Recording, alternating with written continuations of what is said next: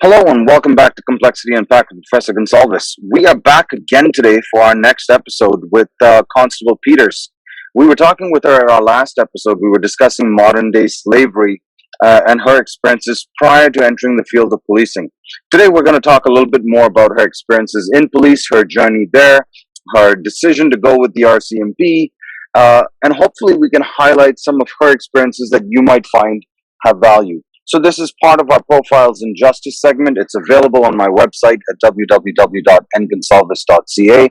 It's also available on my podcast, which is available on Spotify, Anchor, and Apple under the title Complexity Unpacked, and the YouTube channel, which you're probably watching this on if you're seeing the video. Check it out. I have several great videos with former colleagues and friends in the justice stream. My target audience, as always, is for my students primarily, but those interested in law enforcement generally, or the conversations that help inform our perspectives. Today, we will sit down with Sharon, and we'll talk a little bit about her decision. So welcome back, Sharon. Thank you for being with me once again. I really appreciate your time. Yeah, my pleasure. Happy to be here. How is the cold snap in Alberta? How are you dealing with it? Because my dogs are not liking it. Yeah, I'm not liking it either. It was minus 42 with wind chill this morning. So it's a little chilly. I'm glad to be inside. And we thought we had it bad. So this should come to as a shock to some of my listeners that are international. I have been watching and seeing that I've got people listening from all over Europe and some in the Middle East and some in India. And minus 42 might seem scary, but here we are. I'm in Ontario, Canada, just outside of Toronto. And I'm speaking today with Constable Sharon Peters, who's in Brooks, Alberta. So, Sharon, you were a student of mine. You're a graduate of the college I teach at. Yeah. I can't believe it's been almost 12 years. It's been 12 years since you were a graduate. I'm either been doing this a very long time or time just runs away. How have you been? How's policing been? Yeah, no, it's great to be here, Neil. I can't believe it's been 12 years. I didn't realize it'd been that long either. Wow. I'm doing well. Policing is ever changing. It's exciting. It's challenging. It's frustrating. But honestly, I love my job. Best career choice. I'm so glad that I'm an RCMP officer and traveling across this great country of Canada. I'm currently on my second posting. So right now I am posted in Brooks, Alberta. And if any of your listeners watch on TikTok, we have a Safe for Communities page. And you can see myself and a couple of my colleagues. We're on there doing videos all the time. Look up Safe Communities on TikTok, and you'll find Corporal Josh Argue and myself, Constable Sharon Peters, and Miss Kendra Stephen, who is our municipal employee. But I work with a great team now in community policing, and a big part of our job is education. My specific role right now is school resource officer. So I work here in high school, elementary schools, building relationship with youth of all ages, and I love it. It's been a really great change from general duty. So for those of you that don't know what general duty is when you call 911.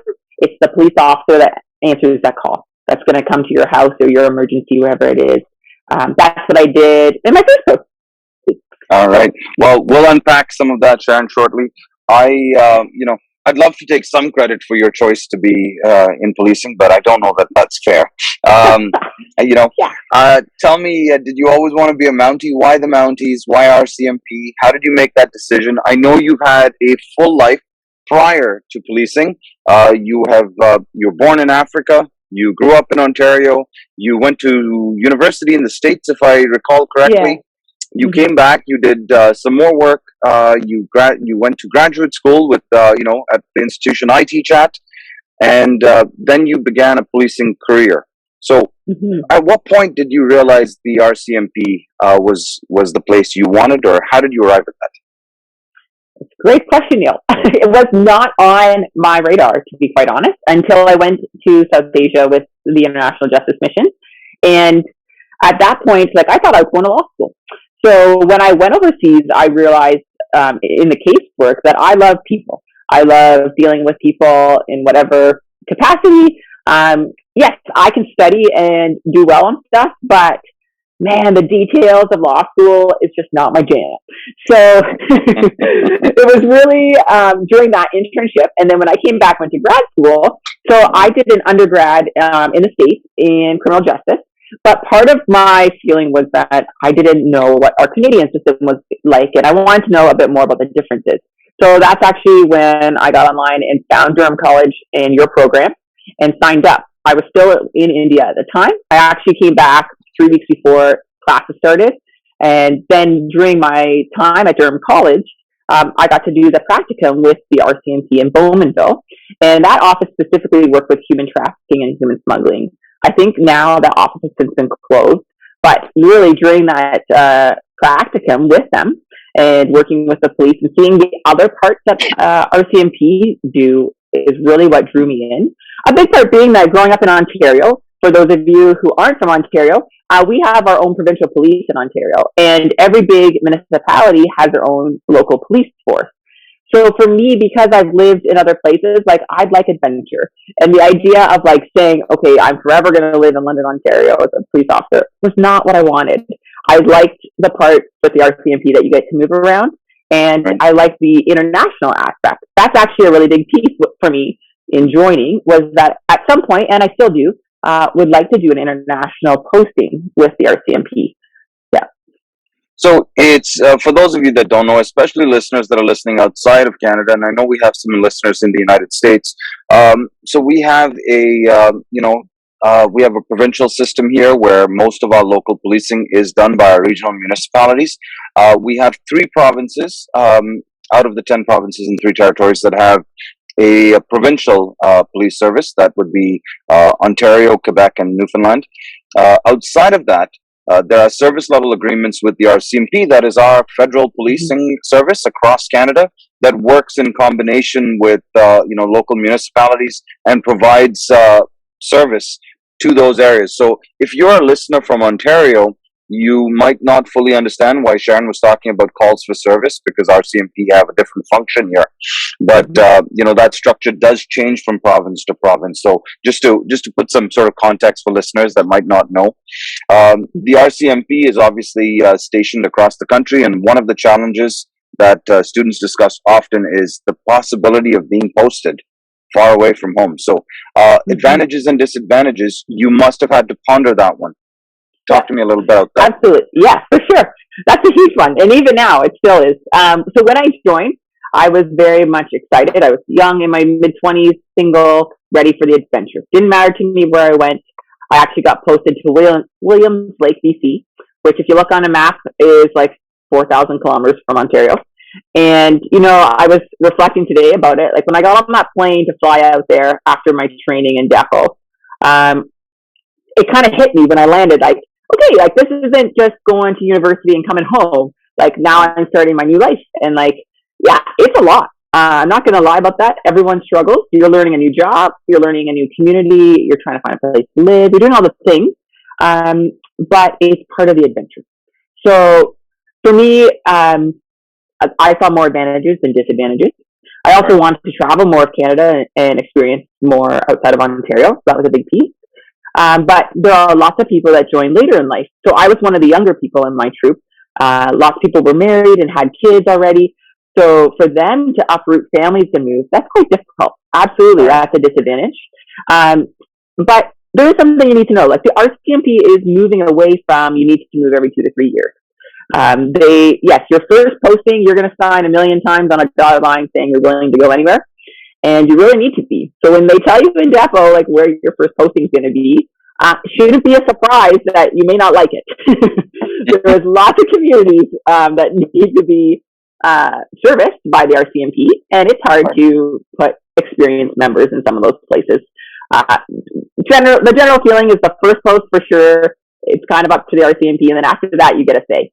So then it's working with staffing and trying to negotiate a little bit about like whatever your family circumstances are. If you have kids that have health issues or your spouse developed something and you need to be closer to a big hospital, they will take that into accommodation. But, so flexibility and adaptability is key at the offset, and you kind of really want to have that be open to those possibilities. All right, let me flip, because one of the things I have done with this podcast is try to ask the difficult questions sometimes that people don't want to talk about, and so I'm going to put you on the spot here.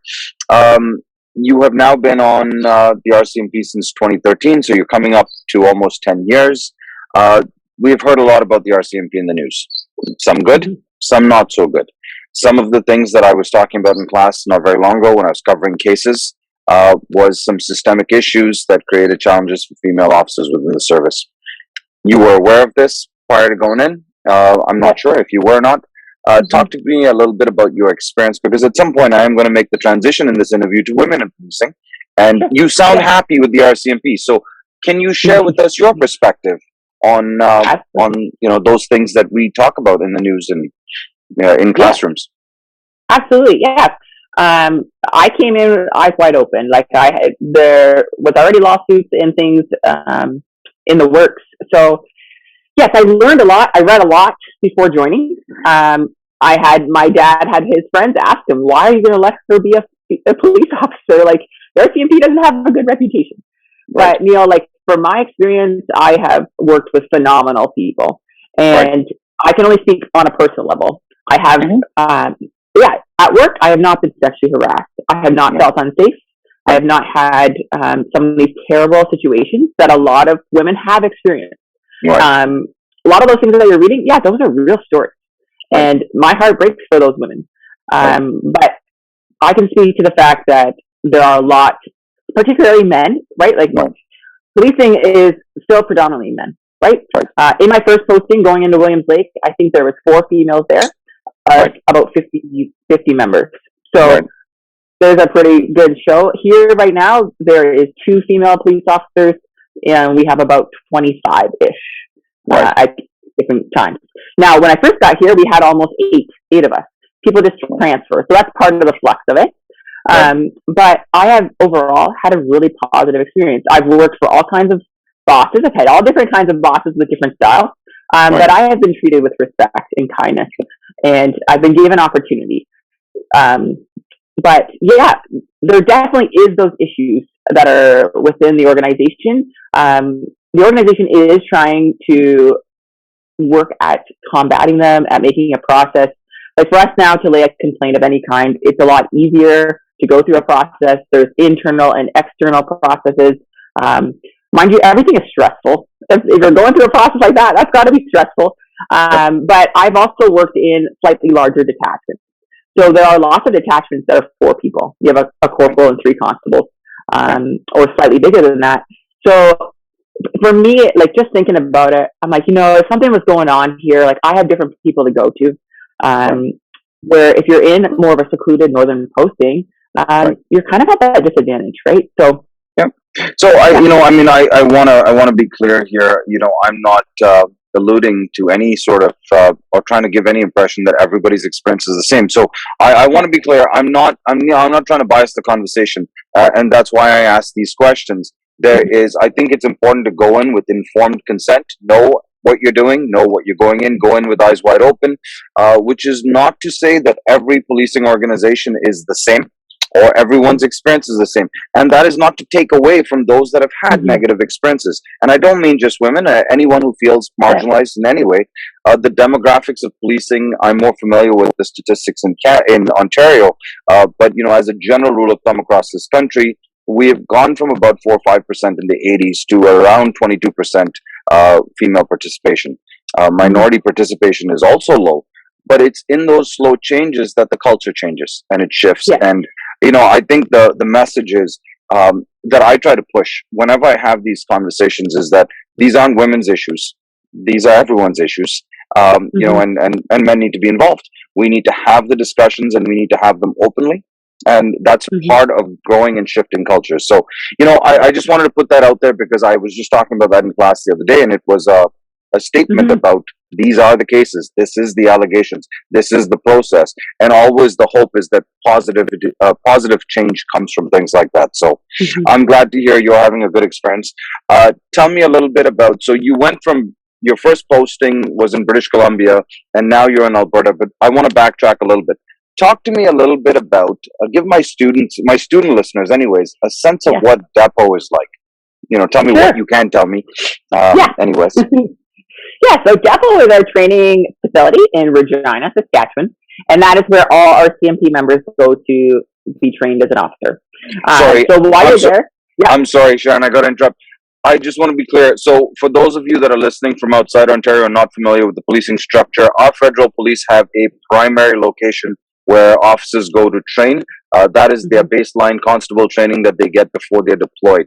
If you are in a province, you're probably training in Ontario with Ontario Police College, and then you do your local training with your local municipality. So that's why our staff that are hired for the RCMP fly out, and they call it depot. You can tell my listeners why, but it's in Saskatchewan, and that's their base. How long are you there? Can you just give us some background? So. Sure. Yeah. So Depot Training Division is there for about you're there about 6 months. It's extended a couple weeks now we now get trained on carbine. It's a semi-automatic weapon, and that's what my big carbine mags are. I don't know if you can see them, but yeah, these ones. Yeah. So there's a whole, now you go for a whole extra week of training with that and with IARD. So IARD is just further police tactics about, but the easiest way to explain it is like a school shooting, just to kind of explain to you what it's like to clear rooms, talk with the team, how you have an active shooter somewhere, and you're trying to find them. So Depot, when you get selected with the RCMP, you don't automatically, you're not automatically hired. So with provincial police, or in Ontario, usually when you're hired and then you go to training. Here, you have to make it through 6 months of training. And there are lots of things that we do. So there's police defense tactics, which you're going to learn ground fighting and standing up fighting and all the things, handcuffing, how to use your baton. Then there's police driving. So we drive around these white cars that look like old unmarked vehicles around Regina, and you learn what it's like to drive a car, talk on your radio, look for a bad guy, do all those kind of things. Then you have applied sciences, which is basically learning the criminal code and having the discussion, talking through issues and all of our rights based on the laws of Canada, and scenario-based training. And then you have firearms, where you do firearms tactics. So you have a shotgun, you do your carbine and your pistol.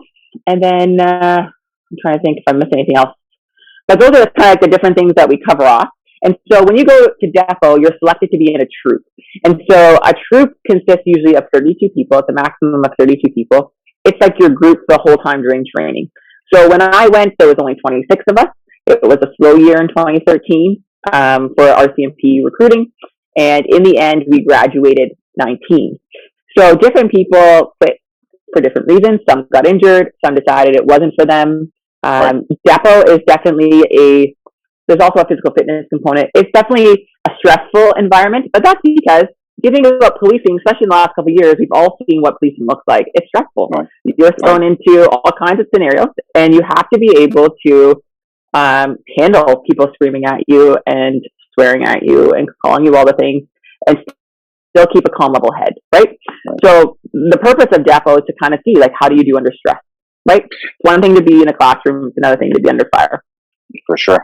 So we are here chatting with Constable Peters, who's with the RCMP out in Alberta, and we're talking a little bit about her experiences coming out of school, joining, and we're currently at the stage where she's at Depot. We're talking about her experiences there. Sharon, tell us, give my listeners some perspective, because municipal police services aren't training for 6 months. 6 months seems like a very long time. So why 6 months? What's the advantage? Why is our federal policing service spending so much time up front on training? Do you have a sense, or do you feel you could answer that question for us? Yeah, sure. Yeah, I think a big part of it, Neil, is because so many of our officers, when you come on the Depot, you're going to small postings. So lots of my troop mates, I went to a big detachment, but lots of people went to places that were 10 people maximum. And lots of times they were working on their own within the first 6 months they were there. So Depot is to try and give you as much information and skill set so that when you get out there, you can do the job. Now, when we first get out of the Depot, you're with a trainer for another 6 months, right? So for us, we're almost a year of training. And there's all different benchmarks even out of Depot when you're with a trainer that you have to pass. Otherwise, if you don't pass, they extend you, right? A big part of it being liability. If you can't do the job, or if you get scared, I am carrying a gun. So if I go to a call and I don't have police presence, or I am kind of hiding behind my vehicle and someone just grabs me, I could put a lot of other people in danger, right? So I think that's why the training is long. That's just my personal opinion. But well, it's a different, rural policing is different than city policing. The accessibility of backup, and they change some of the dynamics that go into your tactical considerations, I'm sure. So, yes, very much. do you feel well prepared after 6 months coming out? What was your sense? And I'm not critiquing the training here. I'm asking perceptually. When you finished 6 months, did you stand there and go, yes, I'm ready? Or were you sitting there going, okay, day one's coming? What's the feeling? Yeah. I mean, there's definitely a feeling of accomplishment once you get through all those benchmarks, because there's a lot of benchmarks. And I mean, graduation day when they hand you your badge, like I was so pumped. And I was pretty proud. Now, when I landed and got to my posting, I'm like, oh man, like it's no longer, because we would do timeout. I got to ask a question. There's no timeouts in real life policing. And the detachment that I went to, it's a busy spot. And we had a lot of high risk calls. Like my 7th shift, I pulled my gun and thought I was going to shoot a person. And so I remember in that moment going like, okay, like all my training, here we go. And we did the whole thing. And afterwards, like my partner and I, like we talked through for hours what that feeling was like. I mean, we didn't end up shooting anyone. We got them in custody. It all was de-escalated. But there are members who go through their whole policing careers and never pull their gun. Sure. And that's not necessarily a bad thing, right? We're okay with that. If you can get through a whole policing career without pulling your weapon, that's not a bad thing. Although you had a great suggestion earlier, if only the police were able to call timeout and ask a question, that might be helpful. Calm nerves down. It might be a great de-escalation tactic if we can get everybody else on board. But I'm being utopian, and you're right. It's happening in real time, right? It's unfolding in real time, and a lot of the conversations we have in post-secondary, and I am a person that's very open to being critical when there's something to be critical about. But I'm also very big on saying when things unfold very quickly, your decision making is rapid, and the rest of us in the public, we have days and months to play armchair quarterback the next day and sort of go, well, she should have done this. So I commend you for that. And but out there, I'm recognizing that there's two sides to every conversation, right? So your first post, you graduate, you're feeling accomplished, you've got a tin, and I know we don't wear it up on our uniforms like they do in other countries, so that's in your wallet, but. Just so you know, everyone, earlier she was talking about, this is my magazine. For those of you watching the video, she was pointing. She's in full uniform. She's not walking around showing me what weapons she has and magazines she has. She's in uniform. She's working. But for those of you listening on the podcast, she was just pointing to some of the equipment that she's carrying. All right, Sharon. So your first post is British Columbia, which by all accounts, beautiful province. But where in British Columbia are you stationed? Because you're not sitting on the harbor at Vancouver Island. Tell us about your time in BC. Yeah. So Williams Lake is a community that is about 6 hours north of Vancouver, kind of central BC. And it's primarily like a logging town. And there's lots of other things. But basically, we are surrounded by 7 First Nations reserves as well. So you have like different populations. With different experiences. Now, one of the big things for me, coming from Ontario, in history, like we didn't learn a ton about Indigenous culture. And so even just within this last year, with all the residential school grave sites coming out, like my posting in Williams Lake had one of the last residential schools that closed. So St. Joseph's Mission School was there. And honestly, it was during my posting that I got to know some of the survivors of the residential school. And hear their stories. And it really opened up my eyes to a whole lot of things. We deal with a lot of different chronic issues and a lot of violent things. And part of that, part of my learning was from elders and from some of the Indigenous members that I actually worked with who taught me things about their culture, about family, about history. And I learned a lot of like the policing things that we responded to came from trauma. And just to interject, sorry, Sharon. I'm hearing this a lot more and more from my students about the lack of content and depth of content that they provide in elementary and secondary schools. And I've made an active effort to try and sort of point to some things. But really, there's a lot of great Indigenous literature out there. There's a lot of great literature out there that isn't read and covered by a lot of people that I strongly recommend. The Indian Act Explained is a worthwhile read, and sort of taking the time to understand the things and the pieces of legislation that manage the affairs between the government of Canada and the Indigenous peoples is an important place to start. The residential school conversation is not the only area of focus, and to believe it was almost diminishes many of the other experiences. So I'm strongly encouraging, if you're listening to this, when you're done listening to this podcast or watching this video, find a book. There's some great books out there that give you a sense of what that experience was like. So let's get back to Sharon, because I value your time. I'm trying to do the in-betweens, because at the end of the day, this whole show is about broadening our horizons and talking about complex things. So you'll have to forgive the constant plugging of books, but it's what I do. Great. So yeah, not a problem at all. So British Columbia, you're in. So you're having to work now. Tell us, is there a certain amount of interdepartmental cooperation that you have to work around because you're working with Indigenous people and police services, or how is your policing unit structured? So we in Williams Lake had an actual Indigenous policing team. So we had a corporal and 3 constables who were each assigned to a couple of the different communities, and they were liaison people, building relationship with police. We didn't have any Indigenous police forces that I worked with, so RCMP patrolled and did all of the work on those lands in agreement. They had some sort of agreement with the bands, right? Yep. Every now and then, though, you run into issues, and there are certain bands that don't want to cooperate, and that's just the way it goes. So, it definitely made for we had a couple communities that were very close to Williams Lake that we would go and do some presentations, or we would be involved in things that they were doing with kids. And some of our members were playing hockey and building relationships that way. And then we had the other side where some of them wanted nothing to do with us, right? And it's just complex. One of the stories I was remembering about this morning as I was kind of preparing for our talk today was this individual. We had a call of a stabbing, and this young man had been stabbed 5 times. Family dropped him at emergency. We were there right away, and we're trying to figure out what's going on. We get the name of the person, we know the family. Mom comes, grandma comes to the hospital, and I'm trying to talk to them about you need to get your son to tell us what happened. And she looked at me in the face and said, "Sharon, you can't take it personally, but you're a police officer, and we don't trust police, and we are not going to tell you our side." And from my naivety, I didn't understand why. Your kid almost died. Why wouldn't you tell him to tell me what happened? But now, as I have grown in my just immaturity, and as all of the Indian Act Explained, these books have come out, they're so informational, really, and build a lot of context to history that we don't know.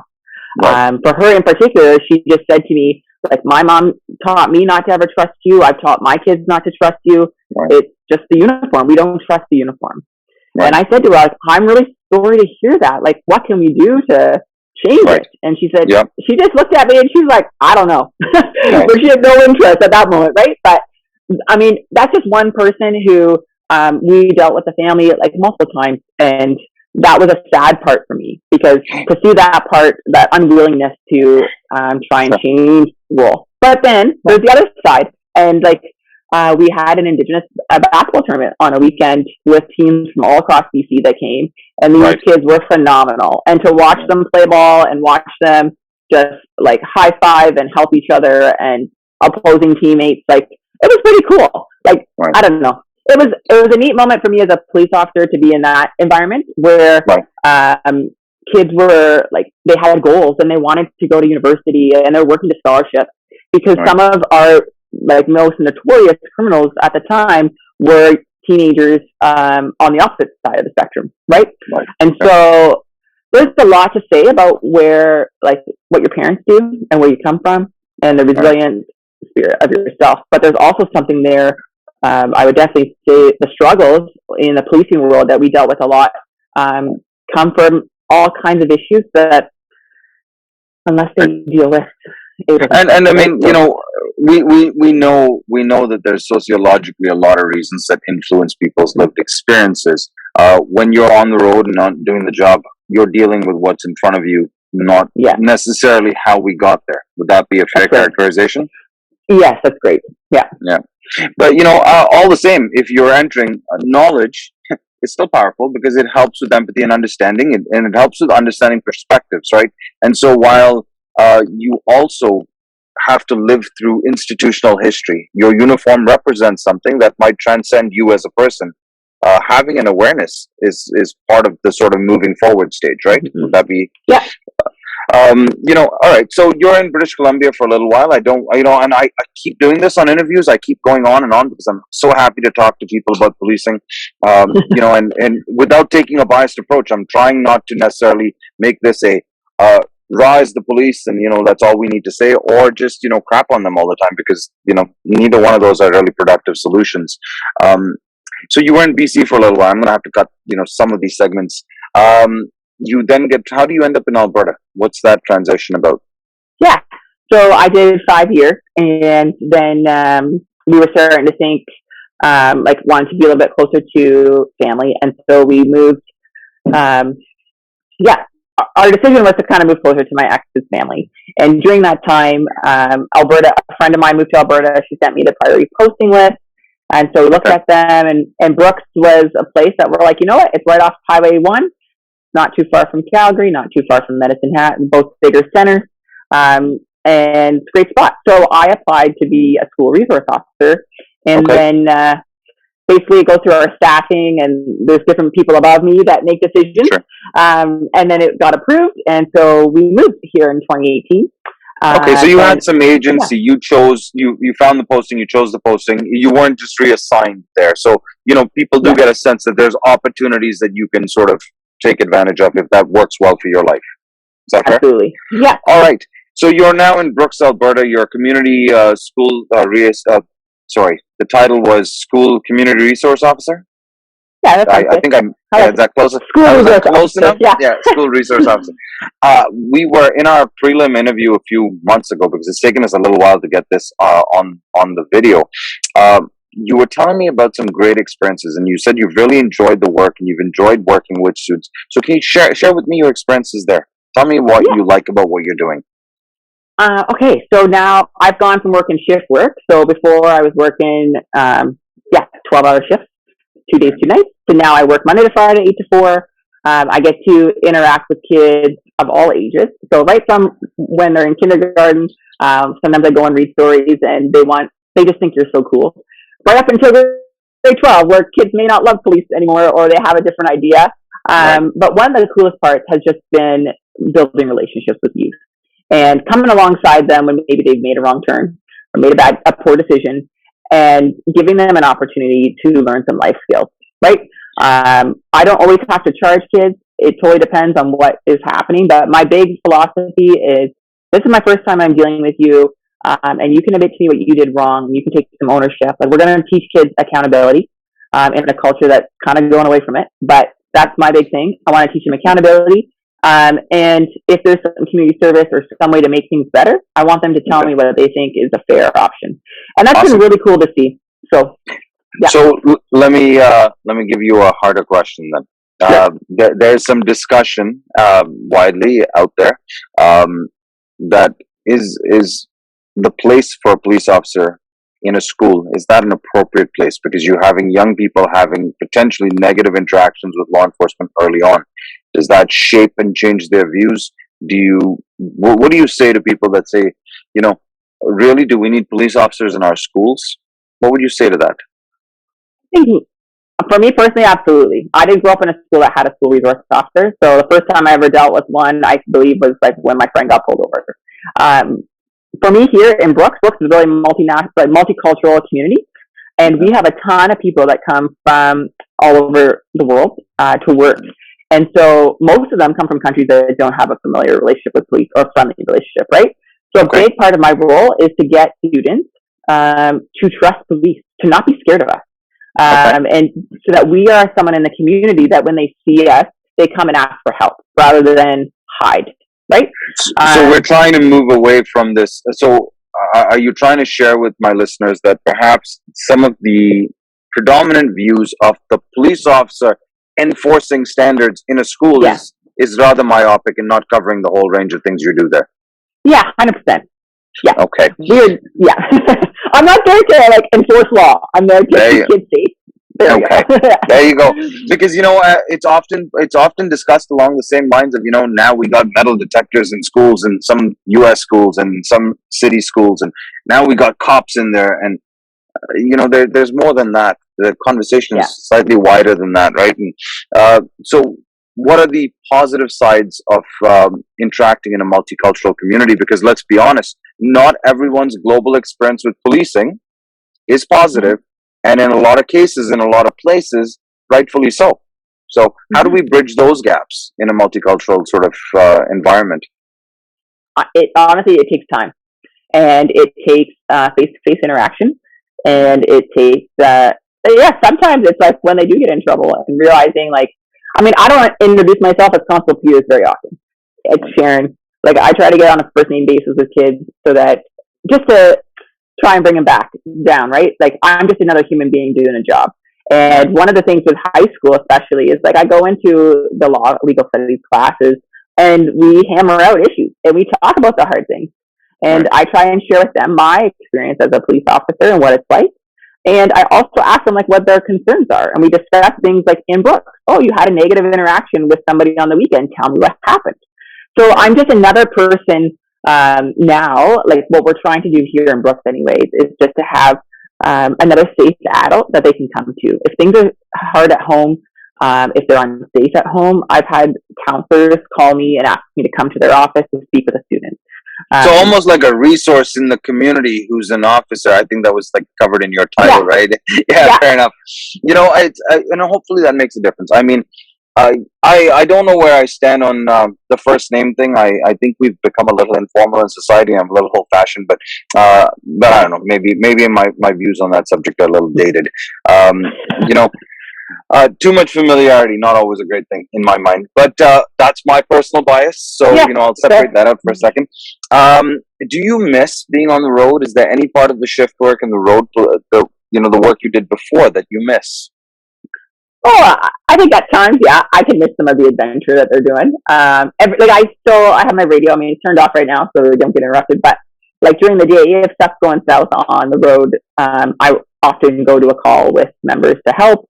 Or my boss will say, "Hey Sharon, we're running short today. If you can help out the general duty guys, that'd be great." And now because I'm almost at 9 years, lots of members here still come right from depot. So we still have a very young detachment with a couple years service. So there are days where the person with the most experience is at 2 years, and then I'm in the school. So they call and ask questions, and I don't mind assisting in that way. But of course, I miss some of the fun stuff. But every detachment's policing environment is different, and the call type is different. So they deal with different kinds of calls here, not the extreme to the extreme as the calls I had in Williams Lake on a violent schedule or a violent scale, I would say. I hope it wasn't violence on a schedule, because I don't know. I imagine it would make policing a little easier if you could have violence on schedule. Listen, I promised the listeners that, and we titled this show "Women in Policing." So, we're seeing more and more students, female students, coming through our college programs. We are seeing a greater representation of, peoples who represent diverse communities, minority communities, people of the LGBTQ plus communities. So, can you share with me, in your opinion, from your perspective, as a woman on the police service, you are a minority demographic. You work in a male-dominated industry, and that's just the way the numbers are. Can you share with my female listeners, perhaps, but also to inform my male listeners and everybody else as well, what that's like personally, perceptually? Is there a challenge there? What do you have to overcome? How do you deal with being in that sort of segment, that demographic? Yeah, sure. I think ourselves are our own worst enemies. As females, I still think, especially for myself, there are times that I wouldn't apply to a job because I don't think I'm qualified. Where some of my male counterparts are much more likely to throw their name in because they're fake it till I make it, I'll learn it, right? But because we are the minority, just in demographic wise, there is this weird, like I've talked to other female members, and we've all kind of feel that. We feel like we have to overprove ourselves. No one is saying we do. That's just our own thing in our heads that we feel like we aren't qualified, or we don't want to be the one to take a job that we're not qualified for. Meanwhile, when I tell like some of my guy friends at work, they're like, "What are you talking about? You do great at that." Like they're telling me the opposite. So it's an interesting place to be. We definitely, like, I hope to see a lot more minority groups come through the ranks. Policing is changing all the time, and we need that background and experience from all the different demographics. Do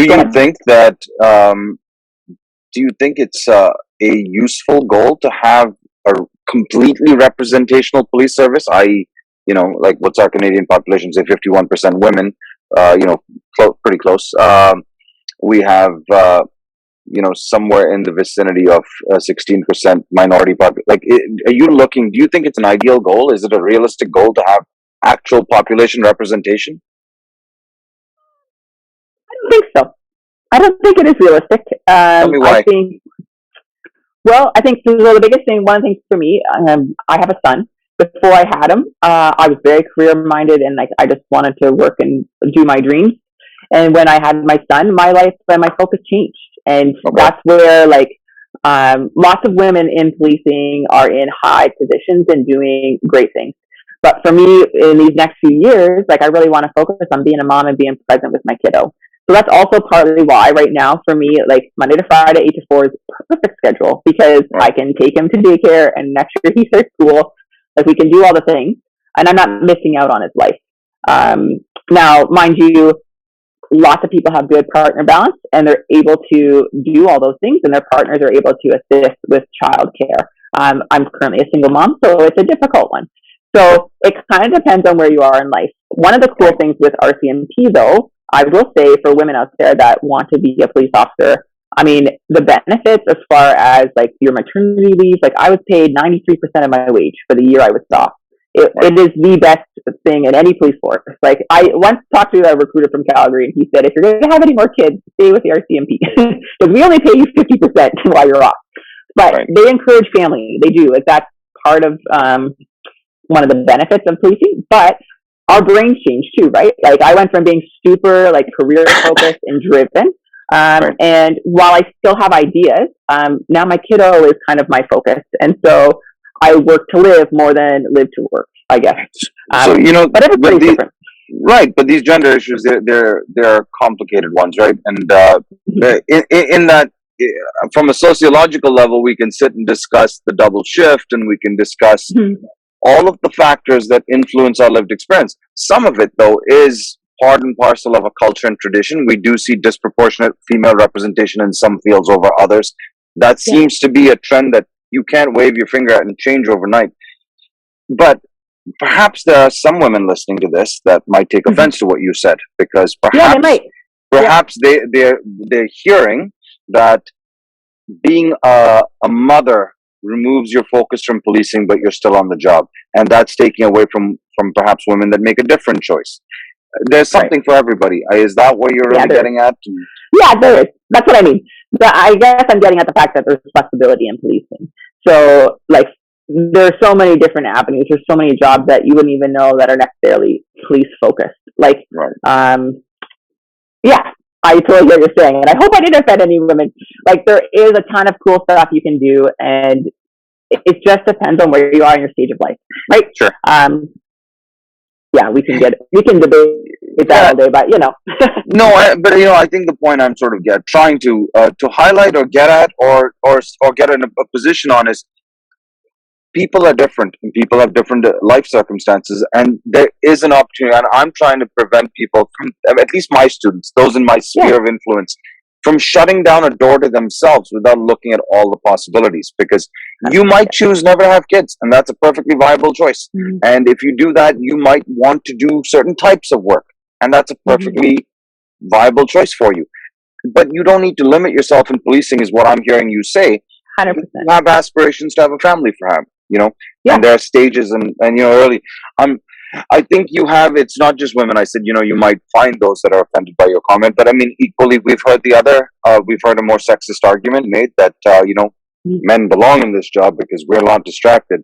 And I've often reminded people that, we're often not distracted because we don't go through childbirth and we don't take maternity leave. And, and those are some cultural things that we've just carried over. It's given Absolutely. us, right? So, any other thoughts you want to share with my female students coming in? We are doing more to recruit women, and interestingly enough, that doesn't always get a great reaction from the male students, right? Interesting. Yeah. So here's a contentious one for you, and I've always said, if you look at a recruiting poster, you see all of the ethnic minorities and women on there, and people say, well, why aren't we on there if I happen to be male or white? And I go, what? Because I don't have to advertise to you.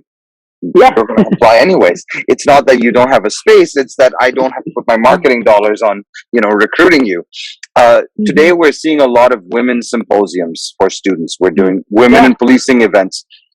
Do you think that has a negative impact? Because I see some of the negative comments from my male students. What would you say if you heard a young person in your job come to you and go, so there's 16 women in policing symposiums, where's the men in policing symposium? What would you say to a student that had that attitude or that mindset?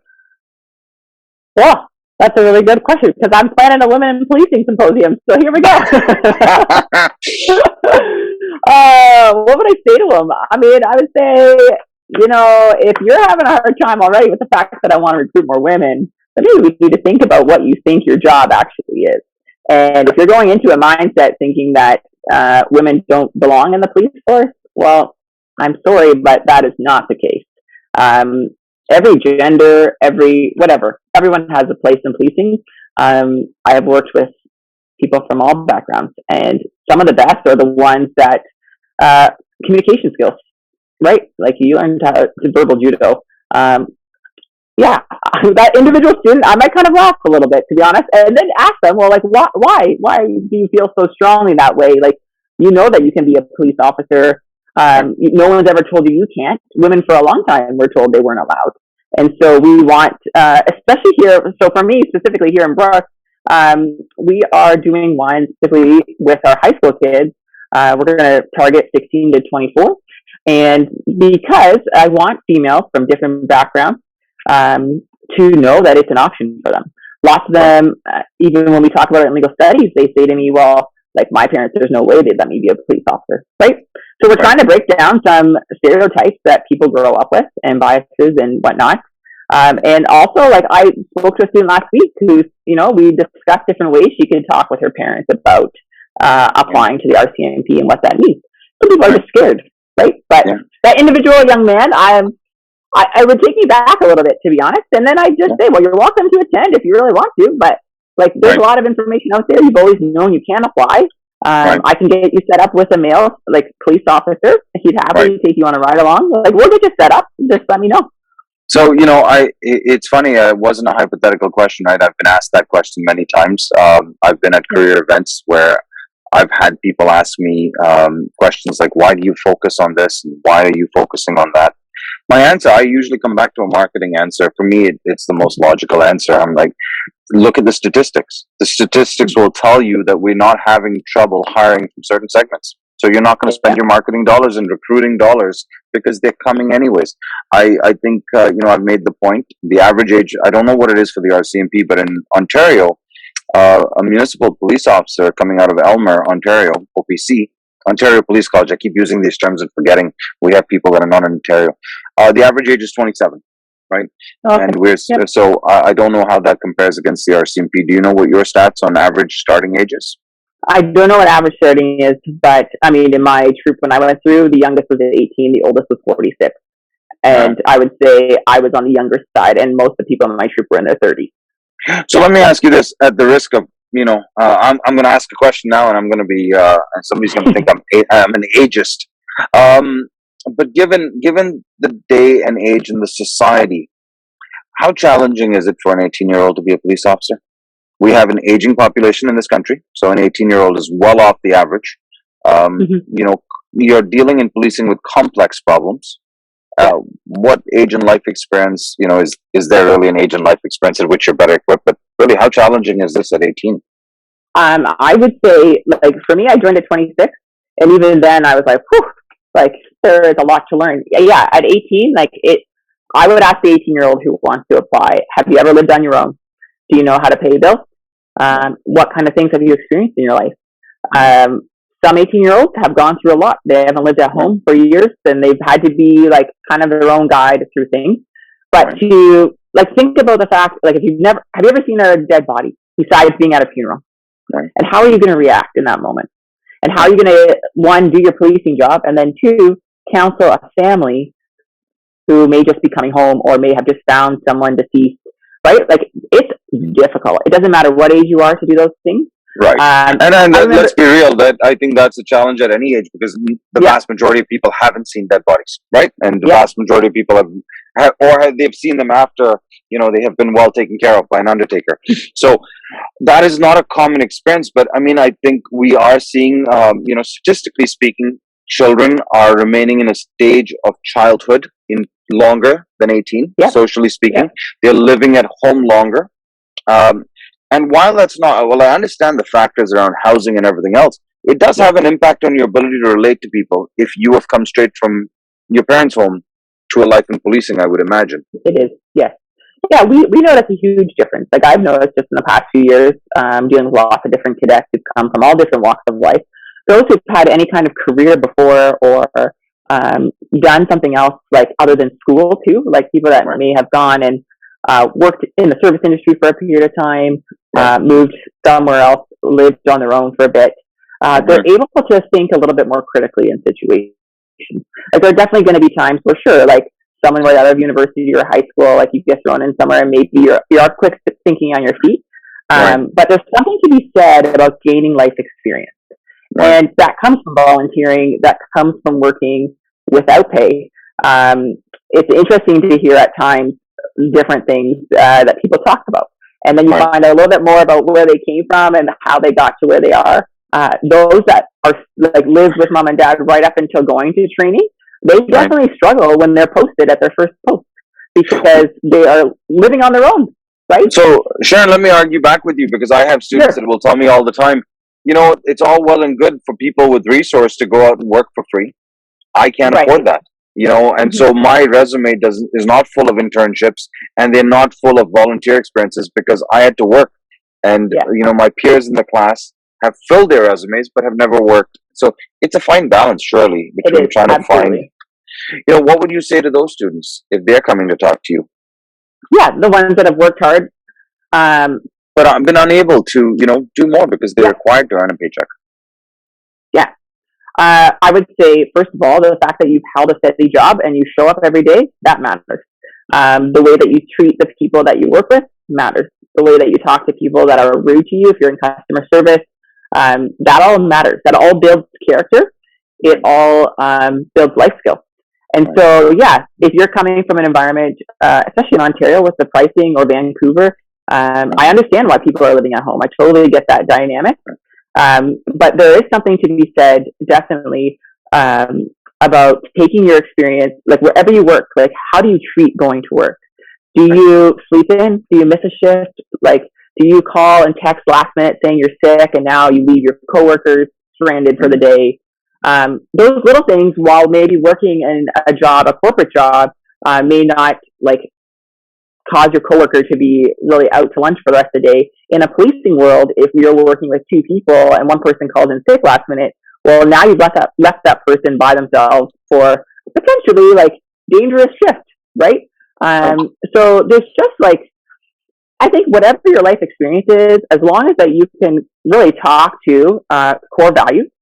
RCMP has their core values, which is honesty. Like if you can be honest and accountable, that's the really big one. Integrity, professionalism. They're looking for communication, accountability, and respect. So like those things you can learn on any facet of what you're doing in the world.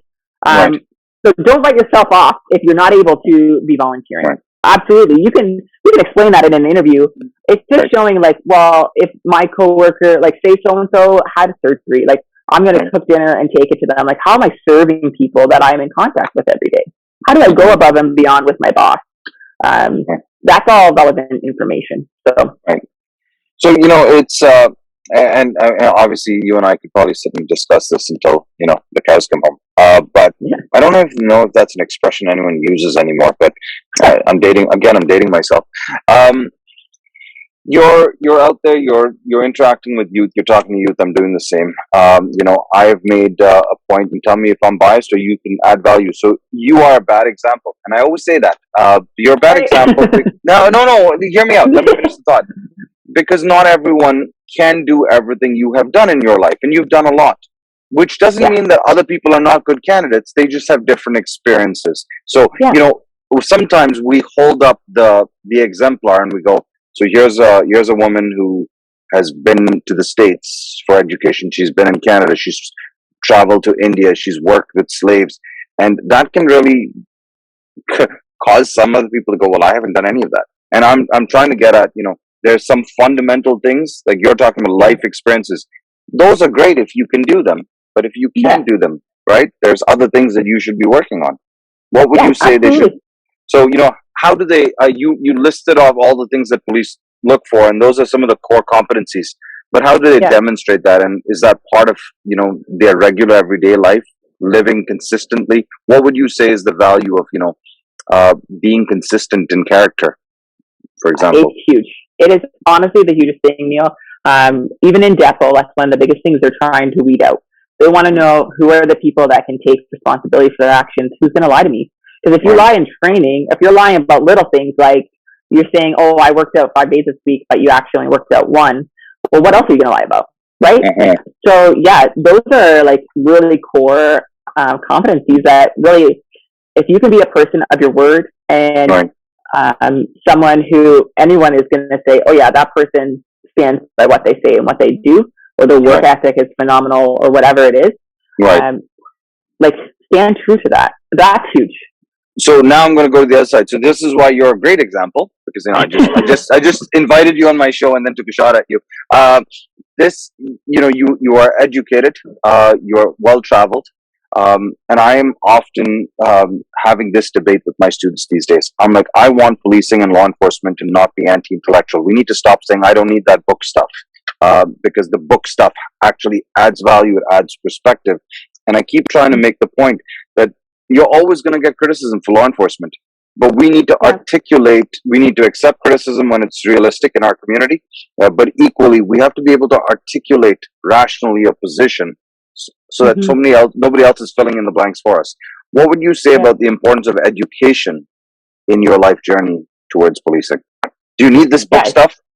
Oh yeah, absolutely. Yep, I love to read too, and it opens your worldview, right?